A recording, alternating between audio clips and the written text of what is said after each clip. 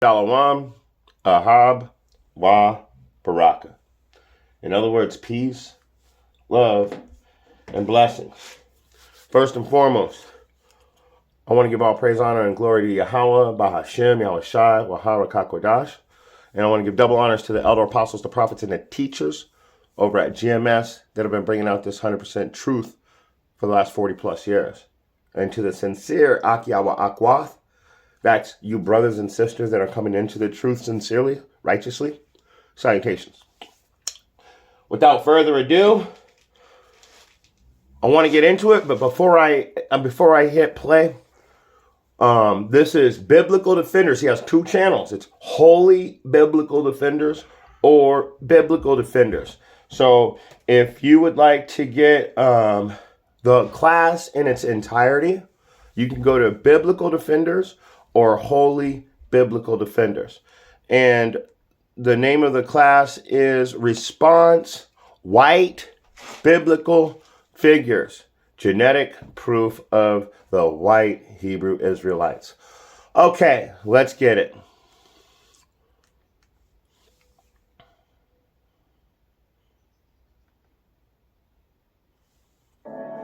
Of course, certain aspects of this description parallel other descriptions of biblical figures.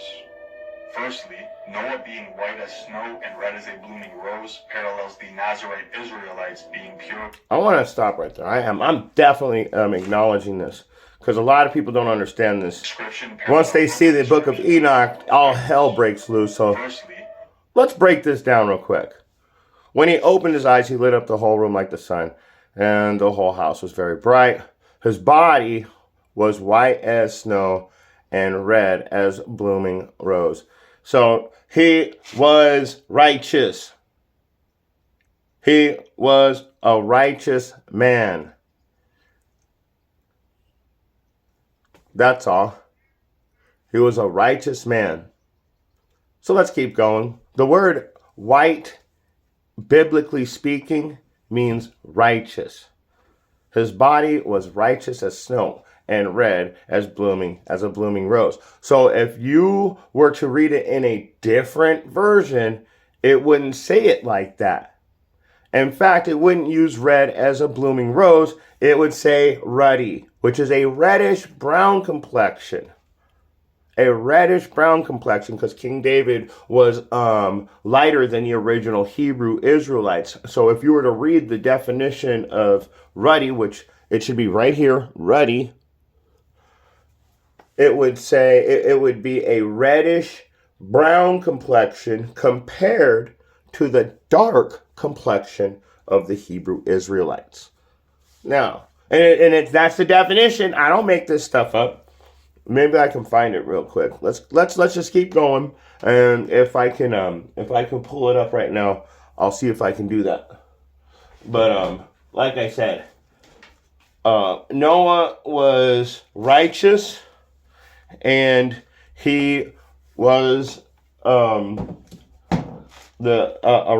he was ruddy. He was a black man, in other words. Let's keep going.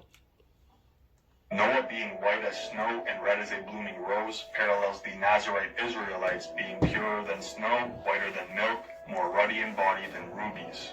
Lamentations 4 verse. There it is. Ruddy in body than rubies. Ruddy. There it is. See what I'm saying? As well as King Solomon's shoe-like wife having a... See, that just literally that literally It also parallels King that literally just completely verified what I just said.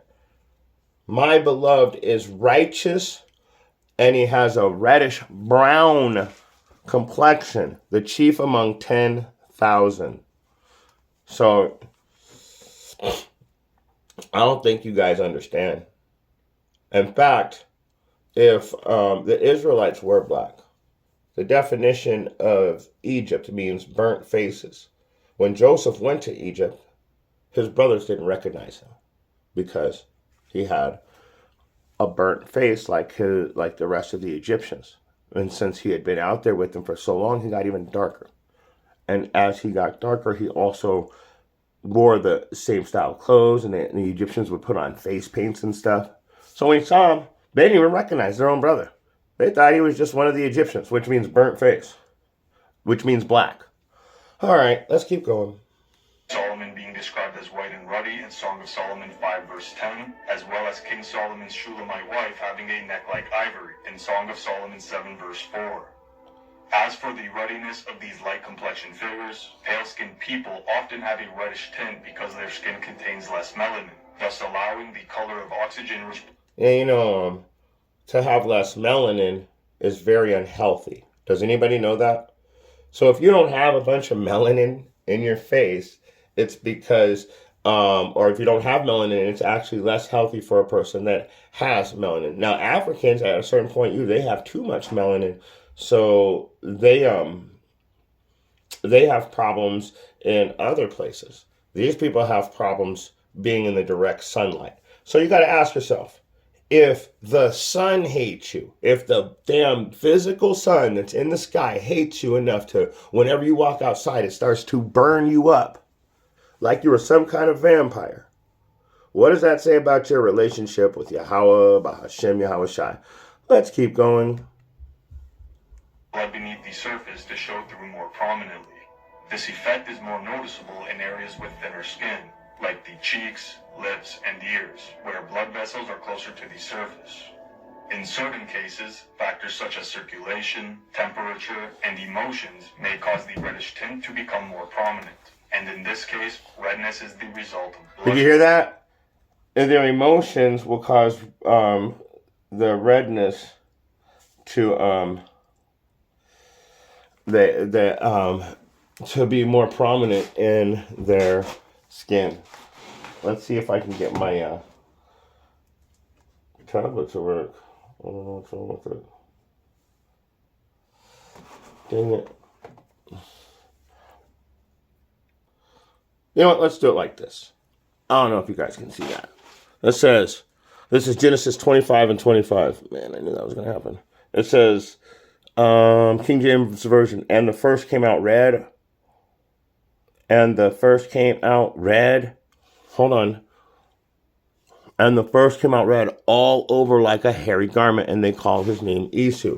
Now, the reason why they compare it to the hairy garment is because they would take the garments and they would dye them red, the skins. And so, and the reason why these people have the red and the rosy cheeks is because their blood shows forth through their skin because they're pale, because they don't have melanin. The word Esau means wasted away. To be wasted away, these guys, like I said, they can't even go out in the sun. You can't even go out in the sun. And the reason why you're red is just, it's a fucking curse of Cain. That's why you came out like that. You're the devil. Temperature and emotions may cause the reddish tint to become more prominent. There it is. In this case, red. What happens when the devil gets mad? His face gets more red, and the devil comes out. You can tell, right? When you piss a devil off, his face turns red. You can tell when he's pissed off. Oh, look, we're getting this. He's showing his true colors. Have you ever heard someone say that before? Oh, look, he's showing his true colors. Let's keep going. This is the result of blushing. That said, it is also possible that certain biblical figures are both white and red due to sunburn. Sunburn. There it is. Confirmed again. What did I tell you? And Adam doesn't actually mean red. That is a lie. So let's watch this. You see how they have it on Wikipedia. So let's get the real one. Hold on. Okay, you see Wikipedia, which is Adamah, which this is what this also is, Adamah. So I'm going to show you what Etymology Online says compared to Wikipedia, because it clearly shows a different thing. Let me turn it sideways, and let's see what it says. Because these guys, somebody's lying here. But I never use Wikipedia for anything, because they've always been known for, kind of like stretching the truth. So, Hebrew Adam means man, literally. It means man, literally. One formed from the ground. Adamah, ground. man, humanist, human, humanist, earth, ground, soil. So the point here is that when you look at it, there's nowhere in there telling you that it means red clay. Those are lies. Straight lies to give you, to paint a picture, to paint a special picture for you, to show you that in your mind, you're going to have these thoughts of Adam and Eve and all the Israelites. So they're pushing a narrative and they're using websites that are known for lying. So watch this. Second Maccabees 6:6. So let's see what it says. So the real Israelites. In fact, let's go to First Maccabees. Honestly, let's go to First Maccabees, chapter 1, and we'll go to verse. I think it's 40.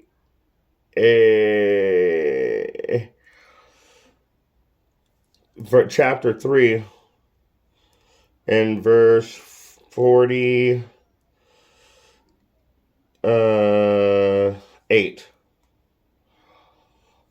Let's see if I can get it up. We'll get verse 48 up. And let's see what it says.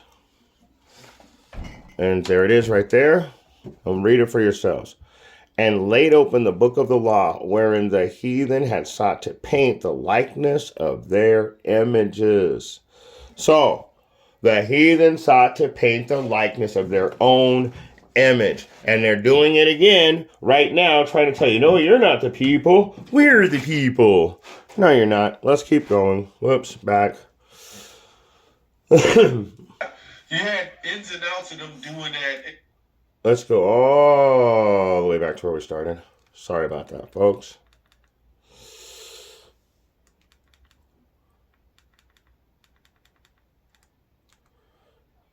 All right.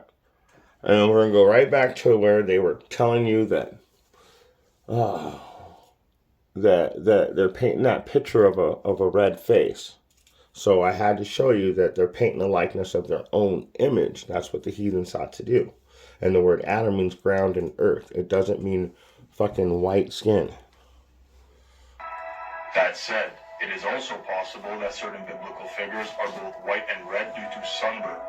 Either possibility is viable, as the Hebrew term denoting ruddy skin is Strong's 119, Adam, meaning to blush or simply to turn red. Next, Noah's locks being white as wool parallel Christ's head and hairs being white like wool as white as snow. I can't let that red thing go. Hold on, guys. Hold on. I hope everybody can see that because I wanted to show you guys what the Hebrew word for red is. And it's not Adamah. It does not say Adamah. It says Adam. So they play games with you, and they're playing games with your mind. So, Adam, Adamah, Dam, Adam. Men ground blood red is the metaphorical mirror of God's language in the physical word. So he's saying Adam means man. Adam means red. So you got to understand when I told you that that they're lying to you, I'm telling the truth. They're just lying to you. They want you to believe something because they're on their last leg trying to push this lie. But the next thing we're going to do is we're going to go to the Russian icons and see what they show us. Revelation 1 verse 14. That said, this parallel is inapplicable when discerning phenotypical continuity, as the description of Noah is one of an earthly figure and that of Christ is one of a glorious theophany. So, on to the next parallel.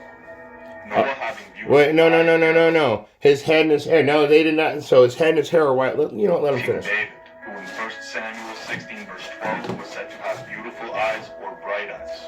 The two translations do not conflict, as bright eyes are universally deemed beautiful. In this case, the term admoni is not applied, but the mention of scarlet curls evidently indicates that she had curly red hair.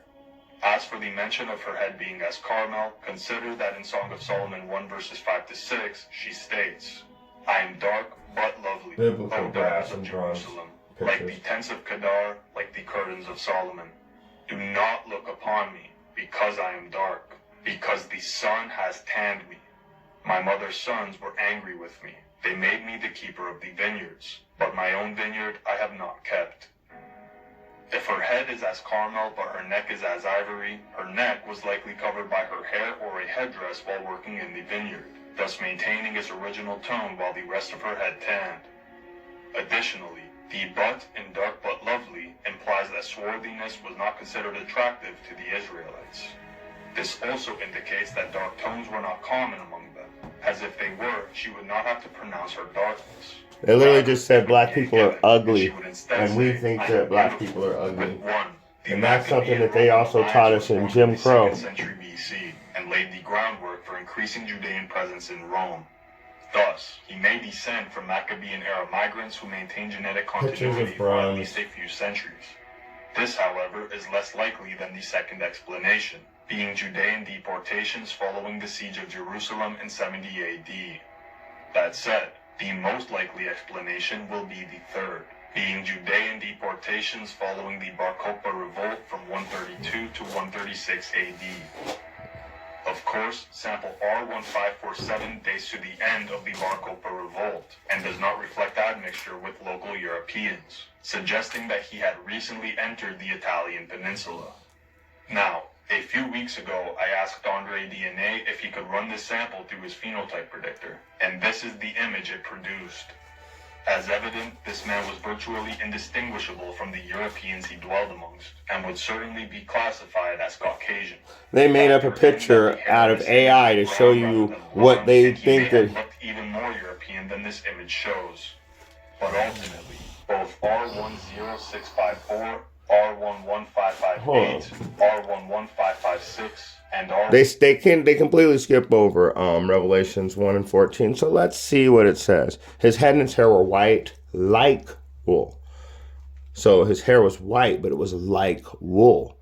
Not woolly. I mean, it was white from being gray, of course, but it was like wool. So we'll look up woolly hair also. As white as snow, and his eyes were a flame of fire, and his feet were like a fine brass if they had burned in a furnace, and his voice as the sound of many waters. So let's go ahead and see what fine brass looks like. Huh. Pretty. Can you guys see that? And that's not even burned. That's just brass. So you guys might have a problem with that. You're gonna have a problem with that. I can already tell. Let's zoom it in a little. Yeah. There. Enjoy that. Now, we're going to look up what burnt brass is. Let this guy dig a little bit more of a hole, because I'm going to get some scriptures out. But we'll let him finish digging his hole, though. 1547 attests to the viability of racial descriptors in the Dead Sea Scrolls Messianic prophecy. It is absolutely plausible that Christ had red or even blondish red hair, and even without genetic samples, we could have discerned this. All throughout the Levant are ancient synagogues and churches, displaying mosaics, paintings, and carvings depicting ancient Israelites, all of which date from 100 to 600 AD, and aforementioned samples. We're in the Church of the Holy Sepulchre. We are at the Roman Chapel, and one of the things that we want to point out to our viewers today is that if you can shine the light upon this picture of Yeshua, you see the woolly hair. You see, you can't really see how it's shining the back. These pictures are always in the dark in this particular church. And that's not even afros. The true ethnic origin of They're going to show you Yeshua, a real afro on this face. Hebrew Israelite.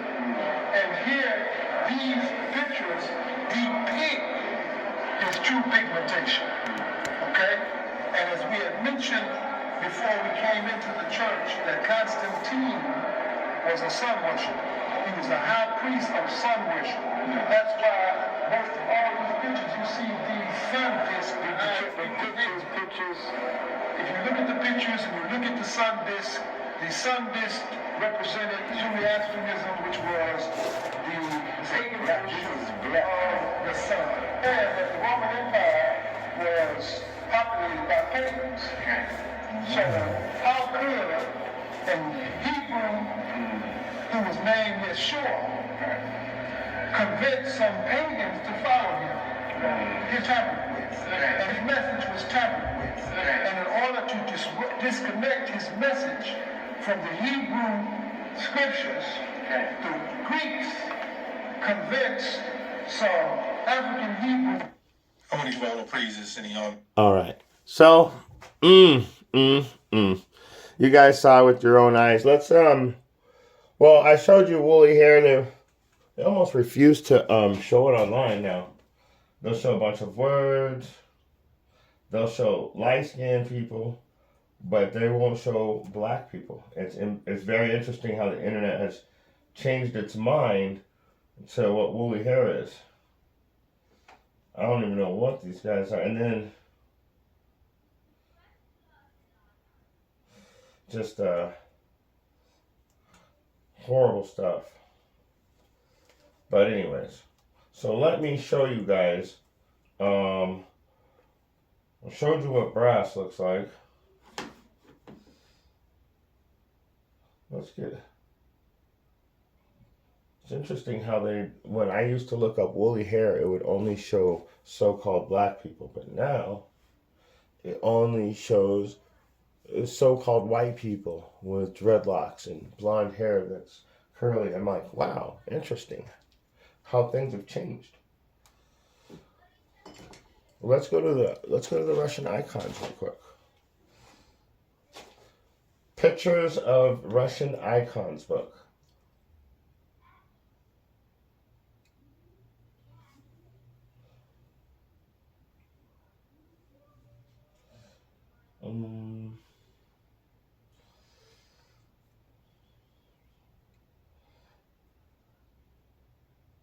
They literally only want to show you the book. Pictures in the Russian icons. Let's see what they look like. Huh. You guys are going to have some problems right now. We'll go with, let's put those two next to each other. You can't even see the stupid, that's right. There's too much light shining on them. So you guys got to tell me, why is it that Russia is depicting our past as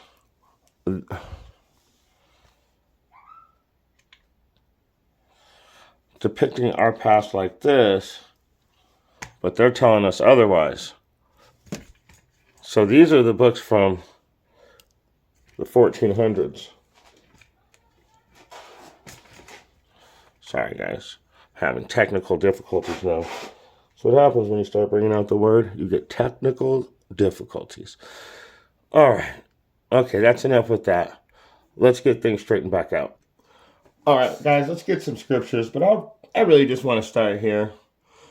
It says, and for the other people which also come of Adam, thou hast said that they are nothing but like unto spittle, and hast likened the abundance likened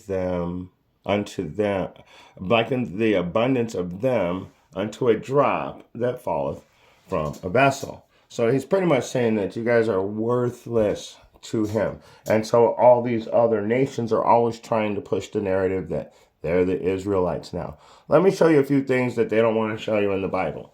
So let's use the Bible Hub too, just like they were. So you can see all the different versions. So I just wanted to show you, this is the point here. Everybody's worthless. So only the Israelites are getting in and all these other people know it. So if it's all inclusive, why are these Christians teaching that the Israelites were white when, let's see what Job looked like.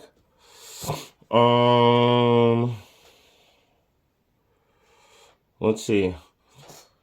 King James Bible. My skin is black upon me and my bones are burned with heat.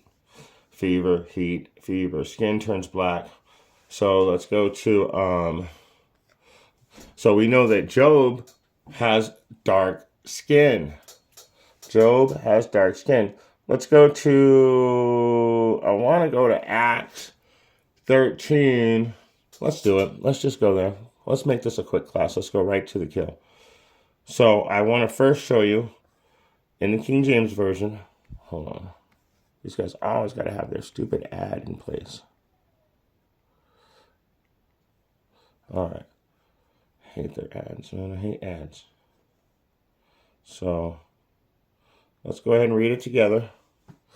King James Version. Hold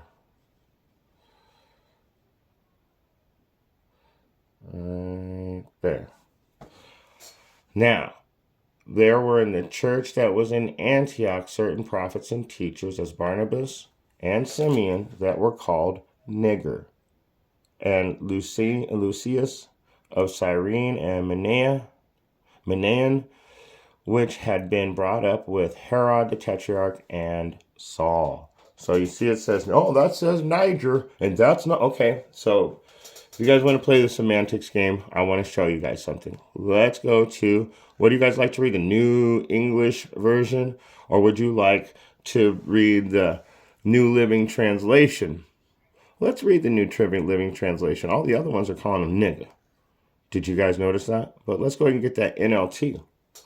Among the prophets and teachers of the church at Antioch of Syria were Barnabas, Simeon, called the Black Man, Lucius from Cyrene, Manaen, the childhood companion of King Herod Antipas, and Saul.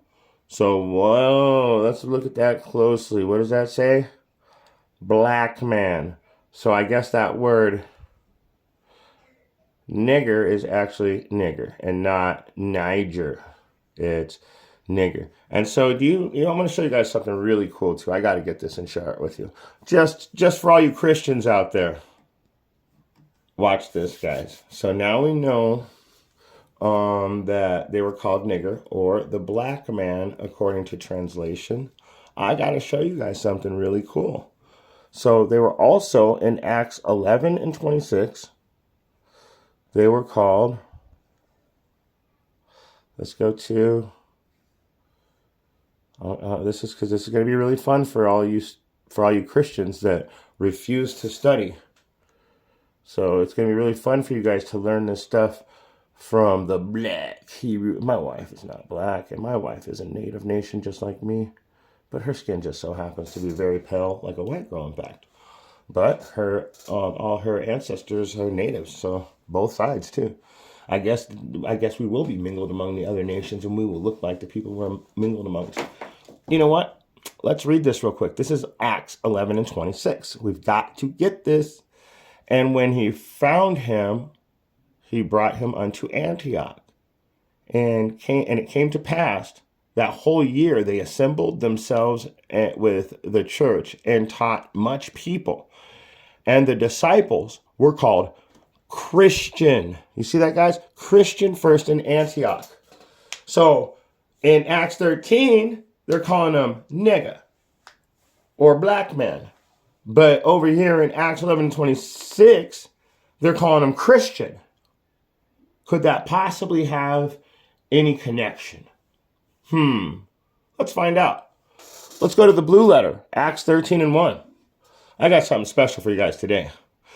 Acts 13 and 1. Now there were in the church that was at Antioch certain prophets and teachers, as Barnabas and Simeon, that were called nigger. There it is, 3526. Strong's. Let's see what it says. Boom, let's push on that little number right there. We got to get that, right, guys? Does everybody agree we should look that up? It's Niger or Niga. So what they were really calling us was Niga. And so over a period of time, the word Niga a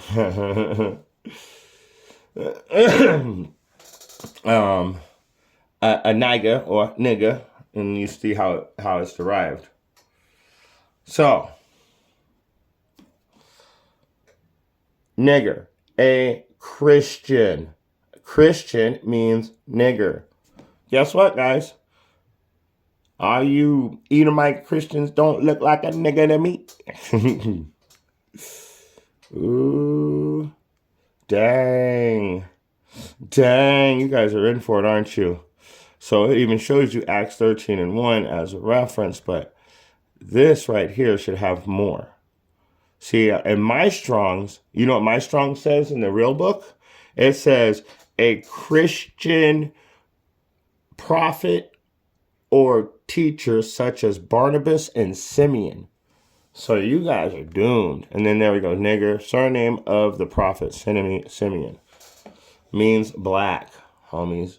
So, whatever this guy is saying is a lie. That whole video was just to paint a bullshit picture. But clearly, let's just leave it right there. If you got eyes to see, and if you got ears to hear, I'm going to show you one last time we'll go to it. First Maccabees chapter 3 and verse 48.